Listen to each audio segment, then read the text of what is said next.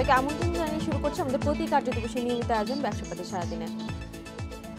আপনাদের সাথে আছে আমি নাশিদ জাইন চৌধুরী। আর শুরুতে জানিয়ে দেব ঢাকার পুঁজিবাজারের সূচক লেনদেনের খবর। আজ সপ্তাহের তৃতীয় কার্যদিবস, এরই মধ্যে 2 ঘন্টা লেনদেন হয়ে গেছে এবং 2 ঘন্টা লেনদেনের পর ডিএস এর প্রধান সূচকটি দেখতে পাচ্ছি 6.78 পয়েন্ট কমে 5242 পয়েন্ট অবস্থান করছে।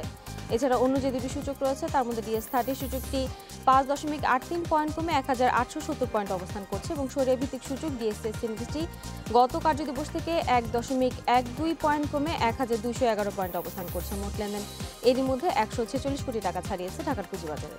হাত বদল হওয়া প্রতিষ্ঠানগুলোর মধ্যে লেনদেনের 2 ঘন্টা পর দর বৃদ্ধি তালিকায় রয়েছে 117টি প্রতিষ্ঠান এবং দর হারিয়েছে 91টি। শুধুমাত্র শেয়ারগুলোর ক্ষেত্রে দর বেড়েছে 132টি প্রতিষ্ঠানে এবং দর কমেছে 120টির এবং শুধুমাত্র মিউচুয়াল ফান্ডের ক্ষেত্রে 6টি ফান্ড রয়েছে দর বৃদ্ধি তালিকা এবং 4টি ফান্ড রয়েছে দর হারানোর তালিকায়। দর্শক, আপনাদের জানিয়ে রাখি, অনুষ্ঠান চলাকালে আপনাদের প্রশ্ন এবং মতামত পাঠাতে পারেন এসএমএস এর মাধ্যমে। এসএমএস পাঠাতে আপনার মোবাইলের মেসেজ অপশনে গিয়ে টাইপ করুন BIZO স্পেস আপনার নাম স্পেস আপনার মতামত লিখে পাঠিয়ে দিন 16232 এই নম্বরে, যে কোনো অপারেটর থেকে। পুঁজিবাজার ও অর্থনীতি নিয়ে কথা বলতে আজ আমাদের সাথে আছেন এএফসি ক্যাপিটালের সিইও মাহবুব হোসেন মজুমদার। আমরা কথা বলবো তার সাথে। আপনাকে স্বাগত জানাচ্ছি ভাই। ধন্যবাদ। আমরা পুঁজিবাজার লেনদেন দেখছিলাম এবং গত কার্যদিবসে দেখেছি যে 1 বছরের মধ্যে সর্বনিম্ন লেনদেন ছিল। তো এই যে আমাদের পুঁজিবাজারে কিছুদিন ধরে একটা মন্দাভাব দেখতে পাচ্ছি, তো আপনারা মার্চেন্ট ব্যাংকার আসলে এই বিষয়টাকে কিভাবে দেখছেন? ধন্যবাদ আপনাকে। এটা অস্বীকার করার উপায় নেই যে গত বেশ কয়েক সপ্তাহ বা 10 থেকে 11 সপ্তাহ ধরে আমাদের মার্কেট কন্টিনিউয়াসলি ডাউন ট্রেডের দিকে যাচ্ছে এবং ইন্ডেক্স প্রায় 700 নেগেটিভে চলে আসছে এবং গত 1 মাসের কথা যদি বলেন 27,000 কোটি টাকা 27,000 কোটি টাকার মতো আমাদের মানে মার্কেট ক্যাপ হারিয়েছে। এই অবস্থার পরিপ্রেক্ষিতে আমরা মানে যেটা দেখলাম যে মার্কেটে যে এক পক্ষ আরেক পক্ষকে দোষারোপ করছে, সে এই লজিক তৈরি করতেছে, আরেকজন আরেক লজিক তৈরি করতেছে, কিন্তু মূল কি কারণ কি কারণ স্পেসিফিক কোনো কারণ কিন্তু বের হয়ে আসছে না। স্পেসিফিক কোনো কারণ কিন্তু সবাই বলতেছে না যে স্পেসিফিক কারণগুলো কি। এটাই অবশ্যই এটাই নেচার যে এইভাবে বলবে। তো আমি যেগুলা আমরা মার্চেন্ট ব্যাংক পক্ষ থেকে আমরা যেটা বুঝি যে মার্চেন্ট ব্যাংক পক্ষ থেকে মূলত দুইভাবে ভাগ করতে হবে আপনাকে। অনেকগুলি সমস্যা কিন্তু ক্যাপিটাল মার্কেটে আছে, সেগুলো কিন্তু পুরাতন সমস্যা, অনেক দিন ধরে আছে। যেমন ধরেন সেন্ট্রাল ব্যাংকের যে ব্যাপারগুলো ছিল এক্সপোজারের ক্ষেত্রে গত 7 আর 10 বছর ধরেই বলা হচ্ছে কোনো রকম নড়চড় হয় নাই, 1%ও নড়চড় হয় নাই এক্সপোজারের ক্ষেত্রে। 2 নম্বর আসেন আপনার ভুল গণনা পদ্ধতি। নন লিস্টেড কোম্পানিগুলোকে সেন্ট্রাল ব্যাংক কিন্তু লিস্টেড কোম্পানির ভিতরে নিয়ে সেটাও কিন্তু একটা মানে ভুল সিদ্ধান্ত সেন্ট্রাল ব্যাংকের। 3 নম্বর, এগুলো পুরাতন সমস্যাগুলি কথা বলতেছি। ইমিডিয়েট যেগুলো সমস্যা তৈরি হচ্ছে সেগুলো বলতেছি এবং সবগুলোই সুরাহা করা যাবে, সবগুলো সুরাহা করার মতো। হয়তো সিকিউরিটি এক্সচেঞ্জ কমিশনের হাতে নাই, মানে অন্য রেগুলেটরদের হাতে আছে। তো সবাই কিন্তু এগিয়ে আসতে হবে। আপনার যদি আপনি বলেন যে এই অন্যান্য রেগুলেটর কি করলো, যেমন ধরেন তিতাস গ্যাসের ক্ষেত্রে যে ঘটনা ঘটলো, ইমিডিয়েট যেটা একটা টেলিকম কোম্পানির ক্ষেত্রে যেটা ঘটেছে, মার্কেট সিগনিফিকেন্ট মার্কেট এসএমপি হিসাবে যাদের ডিক্লেয়ার, এইখানে 40,000 সাধারণ বিনিয়োগকারী আছে। তো এই টেলিফোন রেগুলেটরি অথরিটি এটা পারে না কোনো একটা কোম্পানিকে করতে। তাই এই সবগুলো কিন্তু রেগুলেটরদের মধ্যে সমন্বয়হীনতার জন্য হচ্ছে। কিন্তু দেখেন 2012 সালে একটা ডিরেক্টিভ ছিল যে ক্যাপিটাল মার্কেট সংক্রান্ত কোনো সিদ্ধান্ত নিতে হলে অবশ্যই সিকিউরিটি এক্সচেঞ্জ কমিশন স্টক এক্সচেঞ্জের সাথে আলোচনা করে নিতে হবে। এটা একটা ডিরেক্টিভ ছিল অর্থ মন্ত্রণালয়ের সাথে। কিন্তু দেখেন সেটা বছরের পর বছর কেউ আমলেই নিচ্ছে না। আমরা তিতাস গ্যাসের ক্ষেত্রে তখনও দেখছি, তখন যদি মানে কোনো একটা স্টেপস নেওয়া যেত যেটা ভুল সিদ্ধান্ত হয়েছে বা এটা যা করা উচিত ছিল, তাই সেই ক্ষেত্রে কিন্তু এই যে আজকে এই যে টেলিফোন গ্রামীণ ফোনের ক্ষেত্রে এই ঘটনাটা ঘটে না। এবং কারণ গ্রামীণ ফোন একটা সিগনিফিকেন্ট, তাদের শেয়ার পরে মানে এই কোম্পানির শেয়ার পরে যাওয়া মানে মার্কেটে তাদের একটা সিগনিফিকেন্ট অংশ আছে, প্রায় মার্কেট ক্যাপ 15 থেকে 17% তাদের গ্রামীণ দখলে থাকে। তারপরে আপনার একটা পাওয়ার কোম্পানি নিয়ে যে ঘটনাটা ঘটলো, সেটা সবগুলোর যদি আপনি জবাবদিহিতার আওতায় না আনেন, তো রেগুলেটরদের মধ্যে সমন্বয়হীনতা যদি হয়, সেটা তো শুধুমাত্র একটা কারণ না, আসলে অনেকগুলি পুরাতন কারণ, যে কোনো কারণগুলো এখন পর্যন্ত একটাও কোনো রেগুলেটর সলভ করে দেয় নাই। ইন্স্যুরেন্সের ক্ষেত্রে একবার ঘটলো, তো একটার পর একটা কিন্তু ঘটতেছে, সবগুলোই কিন্তু সাধারণ বিনিয়োগকারীরা কিন্তু ক্ষতিগ্রস্ত হচ্ছে। এবং এখানে সাধারণ বিনিয়োগকারীদের কিছু করার নাই। এখানে মিনিস্ট্রি অফ ফাইন্যান্স অথবা সিকিউরিটি এক্সচেঞ্জ কমিশন তাদেরকে এ ব্যাপারে স্টেপ নিতে হবে যে কেন অন্যান্য রেগুলেটররা সিকিউরিটি এক্সচেঞ্জ কমিশনের সাথে কথা না বলে কেন তারা এটা করবে, যেখানে অর্থ মন্ত্রণালয়ের একটা ডিরেক্টিভস আছে। আর রিসেন্ট যদি বলেন রিসেন্টের ক্ষেত্রে আপনার লিকুইডিটির একটা ক্রাইসিস আছে, বড় বড় অনেক প্রজেক্ট হচ্ছে দেশে, এবং মার্কেট মানে মূল মানি মার্কেটে কিন্তু আপনি দেখতেছেন যে ইন্টারেস্ট রেটে বলেন সবকিছু একটু কিছু মানে আনস্টেবল। তো সেই ক্ষেত্রে এই ঠিক একই অবস্থা, ক্যাপিটাল মার্কেট তো বাইরে না, তাদের এখানে লিকুইডিটি ক্রাইসিসে তৈরি হয়েছে। আপনার ব্যাংক ইন্টারেস্ট রেট যেই রেটে থাকার কথা, ব্যাংক যে ফাইন্যান্সিং মোড করে, ব্যাংক লং টার্ম ফাইন্যান্সিং দিচ্ছে বছরের পর বছর, যুগের পর যুগ, এটা করে ব্যাংক আমরা দেখতে পাচ্ছি ব্যাংক কিন্তু লং টার্ম ফাইন্যান্সিং করার কথা না। ব্যাংক লং টার্ম ফাইন্যান্সিং যেতে হবে পুঁজিবাজারকে, এবং পুঁজিবাজারকে ওইভাবে সাজাতে হবে। কিন্তু বছরের পর বছর, যুগের পর যুগ, হ্যাঁ, এই একটা খুব সিম্পল একটা জিনিস, সেন্ট্রাল ব্যাংক থেকে কোনো ইন্টারভেনশন নাই যে লং টার্ম ফাইন্যান্সিং ক্যান ব্যাংকগুলি করবে। সেক্ষেত্রে ব্যাংকগুলি নিজেও ঝুঁকির মধ্যে পড়েছে, সবগুলো ব্যবসা প্রতিষ্ঠান ঝুঁকির মধ্যে পড়ে গিয়েছে, খেলাপি ঋণের পরিমাণ বেড়ে যাচ্ছে। এটা কিন্তু পলিসিগত ভুল। এটা যদি পলিসি ঠিক না করা হয়, ওইখানে যদি ঠিক না করা হয়, ক্যাপিটাল মার্কেটে তো ঠিক হবে না। হ্যাঁ, আমরা আলোচনায় আমরা পুঁজিবাজার নিয়ে কথা বলছিলাম বিরতির আগে। তো বুক বিলিং পদ্ধতিতে যে আমাদের যে একটা কোম্পানি আসছে, তো আসলে এটার দামটা নিয়ে আসলে অনেক সময় অনেক রকম প্রশ্নের সম্মুখীন হতে হয় আমাদের, বিভিন্ন রকম সাংবাদিকদের বিভিন্ন আমরা কথা বলে থাকি। তো আসলে এটা নিয়ে আমি একটু জানতে চাবো যে আসলে এই জিনিসটা কতটুকু যৌক্তিক, কারণ কেউ হয়তো এটার পক্ষে আছে বা কেউ এর বিপক্ষে কথা বলছেন। আপনি আসলে কতটুকু একমত এর সাথে? ধন্যবাদ আপনাকে। আমি একটু আসি আপনার যে এই কোশ্চেনও আসবো, তার আগে আর দুইটা বলে নিই শুধু, যে এই যে বলতেছিলাম সেন্ট্রাল ব্যাংকের যে মানে লং টার্ম ফাইন্যান্সিং সিস্টেমগুলো ভুল। আরেকটা ছিল সেভিং সার্টিফিকেটে, সেভিং সার্টিফিকেটের যে গ্রোথ রেট গত কয়েক বছরে 200%। এটা এটা এটা এক তো পুঁজিবাজারে টাকা মানে বিনিয়োগ হচ্ছে না, দ্বিতীয়ত যাদের টার্গেট গ্রুপ তারা পাচ্ছে না, অন্যান্য যেটা আসলে উচ্চবিত্তরা আসলে কি বেশি নামে বিনামে বা বিভিন্ন এই ব্যাপারে কোনো মনিটরিং নাই।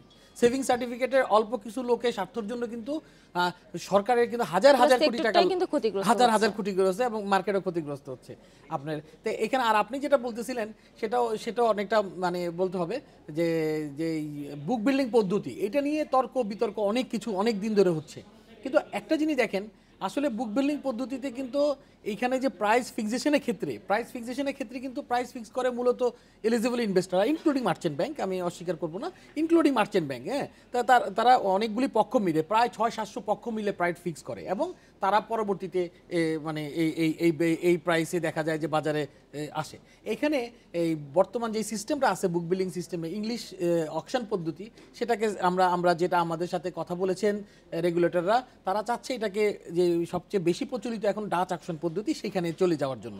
তো এত তর্ক বিতর্ক আর থাকবে না, ডাচ অকশন পদ্ধতিতে যদি চলে যায়, তো সেই ক্ষেত্রে আপনারা এই যেই তর্ক বিতর্কগুলি আছে এগুলি আর থাকবে না, কারণ তখন একটা ফেয়ার প্রাইস ওইখানে ডিসকভার করে হয়ে আসবে। আর পার ভ্যালুর ক্ষেত্রে দেখি আমি অনেক সময় মানে অ্যাট পার ভ্যালুতে যে শেয়ারগুলি আসে, গত 9 বছরে যদি 2011 সাল থেকে যদি দেখেন, আপনি এই পর্যন্ত যদি দেখেন, দেখবেন যে 64টা কোম্পানি অ্যাট পারে আসছে। হ্যাঁ, এই অনেকে না জেনে কথা বলে, কিন্তু 64টা কোম্পানির ভিতরে মাত্র 6টা কোম্পানি ফেস ভ্যালুর নিচে আছে। কিন্তু এখানে যদি কেউ বলে যে 60%, হ্যাঁ, বুক বিল্ডিং পদ্ধতি কিছুটা অনেকগুলো শেয়ারের প্রাইস ইস্যু প্রাইসের নিচে চলে গেছে, কিন্তু অ্যাট পারের ক্ষেত্রে কিন্তু 64টার ভিতরে মাত্র 6টা কোম্পানি, মানে 9%। ওয়ার্ল্ড হিস্ট্রির রেকর্ড যেটা, যে 5 বছরের মধ্যে অনেকগুলো কোম্পানি এরকম হয়। আর এখানে যে 6টা কোম্পানি হয়েছে, প্রত্যেকটারই ম্যানেজমেন্টের সমস্যার জন্যই হয়েছে। যখন এগুলার অ্যাপ্রুভাল ছিল তখন কিন্তু ঠিকই ছিল সে, এখন পরবর্তীতে ম্যানেজমেন্টের বিভিন্ন সমস্যার ক্ষেত্রে ম্যাক্সিমাম ক্ষেত্রে 2-1টা কোম্পানি তো বাজারে আসবে, বিভিন্ন রকম কারসাজি করে হয়তো চলে আসতেও পারে। সেটা মানে মার্কেট তো এটা এই বিষয়ে আমি একটু বলবো যে আপনি এখন বললেন যে হয়তো প্রথমে এরকম ভালো দেখাচ্ছিল, কিন্তু আমাদের পুঁজিবাজার এনলিস্টেড হওয়ার পরে হচ্ছে যে তাদের পারফরমেন্সটা কম হয়েছে। তো বিএসইসি এর চেয়ারম্যানের কাছে এরকম একটা কোশ্চেন করার পর উনি বলেছিল যে আমরা তো প্রথমে যাচাই বাছাই করেই আমরা কোম্পানিগুলোকে আনি, কিন্তু যদি তারপরের 1-2 বছর তারা পারফরমেন্স খারাপ দেখায়, আমাদের তো আসলে এখানে কোনো হাত নেই। তো তারা তো আসলে এটা ব্যাপারটা বুঝতে হবে যে কোন স্পিরিটের ব্যাপারটা বলা হয়েছিল। সেটা ছিল যে এখানে 64টা কোম্পানির ভিতরে 6টা কোম্পানি, আমি গত 2-3 দিন আগে ডাটা বলতেছি, 3 দিন আগে সম্ভবত, সেখানে 6টা কোম্পানি দেখলাম ফেস ভ্যালু নিচে নেমে গেছে, অ্যাট পার এগুলোর কথা বলতেছি। তো সেইখানে নর্মাল ব্যবসা, তো তো ব্যবসায় ম্যানেজমেন্টের সমস্যার কারণে বলেন, কম্পিটিশনের কারণে বলেন, ওয়ার্ল্ড গ্লোবাল সিনারিওর কারণে বলেন, ন্যাশনাল সিনারিওর কারণে বলেন, কিছু কোম্পানি তো ব্যবসা তো ফেল করবেই, এটা ধরে উনি এটাই বলতে চাইছে।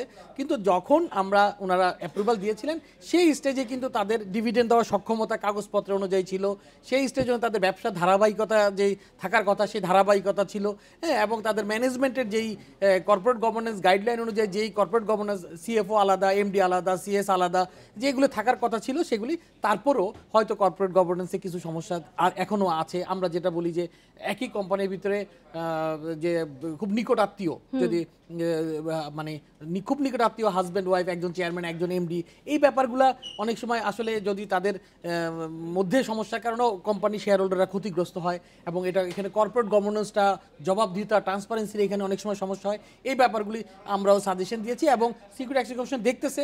আমরা আশা করব খুব দ্রুতই ওনারা এই ব্যাপারগুলি করে দেবেন। আর বুক বিল্ডিং নিয়ে যে বিতর্কগুলি ছিল, আশা করি ডাচ অকশনে যদি ওনারা সিকিউরিটি এক্সচেঞ্জ কমিশন এবং স্টক এক্সচেঞ্জ আলাপ আলোচনা চলছে, আমরা শুনেছি যদি এটা হয় আমরা এই বিতর্কগুলি আর ভাই যে ডাচ অকশনের কথা বললেন, আসলে এখানে কি কি পরিবর্তনগুলো চলে আসবে তাহলে? এখানে যেটা আসবে, ডাচ অকশনের পদ্ধতি হলে যে আগে যেটা ছিল বাধ্যতামূলক ছিল না, যে মানে আপনি একটা প্রাইসিং করতে পারতেন কিন্তু ওই প্রাইসে আপনাকে শেয়ার নিতে হবে, সেটা বাধ্যতামূলক ছিল না, কিন্তু প্রাইসটা ফিক্স হয়ে যেত, যার ফলে সাধারণ মার্কেটে সাধারণ বিনিয়োগকারীরা ওই প্রাইসে নিতে হতো। এখানে আপনি যে প্রাইসটা আপনি বলবেন আপনাকেও সেই প্রাইসে শেয়ার কিনতে হবে তখন, হ্যাঁ, যার ফলে যখন এই মানে তার যে হায়েস্ট এক্সপার্টিস সে হয়তো নিয়োগ করবে, যেহেতু তার নিজের এখানে ওই পরিমাণ শেয়ার ওই টাকা দিয়ে তাকে কিনতে হবে। আমরা কথা বলছিলাম আমাদের আজকের অতিথি এএফসি ক্যাপিটালের সিইও মাহবুব হোসেন মজুমদারের সাথে। আবার ফিরছে আলোচনায়। ভাই, আমরা পুঁজিবাজার নিয়ে কথা বলছিলাম, তো আমি একটু জানতে চাইবো যে আমাদের এই মুহূর্তে তো পুঁজিবাজারে খুবই মন্দাভাব চলছে, তো আমাদের যে সরকারি একটি প্রতিষ্ঠান আছেন তাদের আসলে ভূমিকাটা কি, এবং তাদেরকে আরো জোরালো ভূমিকা রাখা উচিত ছিল কিনা এই মুহূর্তে? এটা নিয়ে আসলে তাদের পক্ষ থেকে তাদেরও একটা মতামত থাকে, কিন্তু আমরা যেটা বুঝি, আমরা মার্চেন্ট ব্যাংকাররা অথবা বাজারে যারা বিনিয়োগকারী তারা যেটা বুঝি যে এই প্রতিষ্ঠানটা তৈরি হয়েছিল মার্কেট মেকার হিসেবে, মার্কেটকে স্টেবল রাখার জন্য, মার্কেটকে আনস্টেবল করার জন্য না। কিন্তু এখন বাজারে সবাই মানে সবার ধারণা যে তারা যে পরিমাণ ভূমিকা রাখা উচিত ছিল তারা ভূমিকা রাখে নাই। এই ব্যাপারটা একটু দেখা যেতে পারে, নিয়ন্ত্রক সংস্থা দেখতে পারে যে তাদের ভূমিকাটা কি ছিল, কারণ কতটুকু পরিমাণ সব কিছু তো এখন আপনি রেকর্ডেড, হ্যাঁ, কী পরিমাণ তারা মানে মার্কেট যাদের নাকি, এটা তো আসলে কারো ব্যক্তিগত কিছু না, এটা সরকারি প্রতিষ্ঠান যারা মার্কেটের স্বার্থে কাজ করবে, মার্কেটের স্বার্থে তারা কি কি করেছে গত এই আপনার এই গত 12-13 সপ্তাহে, 11-12 সপ্তাহে তারা কি কি করেছে, মার্কেটে সাপোর্ট তারা কিভাবে দিয়েছে, তাই তাদেরকে করা হয়েছিল মার্কেটকে শিখানোর জন্য, বিভিন্ন কিছু মার্কেটে স্টেবল করার জন্য। তারা যদি না করে থাকে এটা তাদের জবাব দিতে আনা উচিত।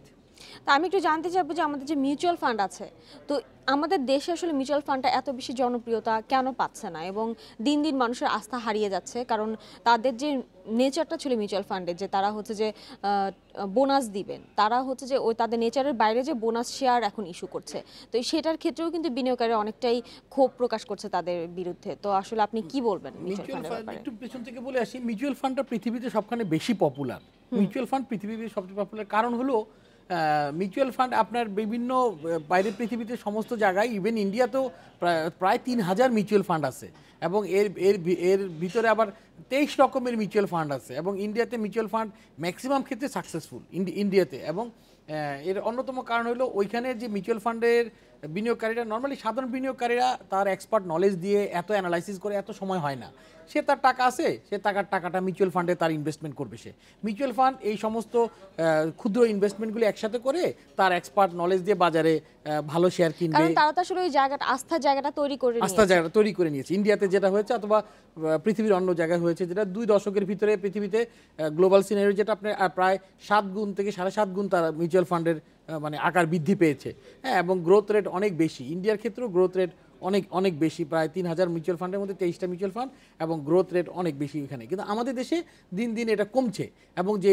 আসলে মিউচুয়াল ফান্ডগুলি প্রথম যাদের হাতে ছিল তারা কোনোভাবেই এটাকে এক্সপার্ট নলেজ দিয়ে ম্যানেজ করে নাই। তো এখন যারা করতে পারে না তাদেরকে বাদ দিয়ে নতুন কাউকে এটা করতে হবে, মিউচুয়াল ফান্ডের ব্যবস্থাপনা করতে হবে। এটা তো ভাইয়া গেল প্রথম দিকে, কিন্তু এখন যে এটা মেয়াদ আরো বাড়ানো হলো, যেখানে বিনিয়োগকারীরা ওয়েট করছিল যে কখন তাদের টাকাটা উঠে আসবে, 5 বছর মেয়াদটা হয়তো শেষ হয়ে যাবে, কিন্তু এই মুহূর্তে যখন তাদের মেয়াদও বাড়ানো হলো এবং বোনাস শেয়ার ইস্যু করা হলো টাকার পরিবর্তে, তখন তো আসলে তাদের বোনাস আস্থাটা শেয়ার আরো বেশি আসলে হারিয়ে গেছে। মিউচুয়াল ফান্ড তো nature bonus, theoretically mutual fund bonus share দিতে পারে না, তারা ক্যাশ ডিভিডেন্টই তাদের অন্যতম ইয়ে থাকবে, এবং মেয়াদ আনতে এটা ম্যাক্সিমাম ক্ষেত্রে যেটা হয় মিউচুয়াল ফান্ডগুলো শেষ হয়ে যায় এবং নতুন মিউচুয়াল ফান্ড তৈরি হইতে থাকে। এটা একটা কন্টিনিউয়াস প্রসেস। আমাদের দেশে এই জিনিসগুলি ভুল হচ্ছে। এগুলা এটা আসলে কারা নিয়ন্ত্রণ করবে? এটা অবশ্যই অবশ্যই সিকিউরিটি এক্সচেঞ্জ কমিশন এবং স্টক এক্সচেঞ্জগুলোকে এগুলা করতে হবে, এবং তারা করতেছে। কিন্তু যেটা হলো আপনার যে বিনিয়োগকারীরা মিউচুয়াল ফান্ডের এর আগে যারা ছিল তাদের যে ম্যানেজমেন্ট, তাদের যে ম্যানেজমেন্ট, সেই ম্যানেজমেন্টগুলি তারা ঠিক মতো করতে পারে নাই।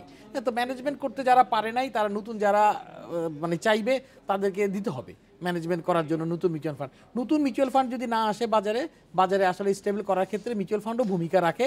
সাধারণ বিনিয়োগকারীরা যদি ইন্ডিভিজুয়ালি অ্যানালাইসিস করে বিভিন্ন খবরাখবর ইনফরমেশনগুলি জেনে বুঝে, যতই বলি যে জেনে বুঝে বিনিয়োগ করুন, কিন্তু আসলে একজন সাধারণ বিনিয়োগকারীর পক্ষে সমস্ত কিছু কোম্পানি অ্যানালাইসিস করে জেনে বুঝা মানে সমস্ত সম্ভব হয় না। মিউচুয়াল ফান্ডের উপরে তাকে নির্ভর করতে হবে।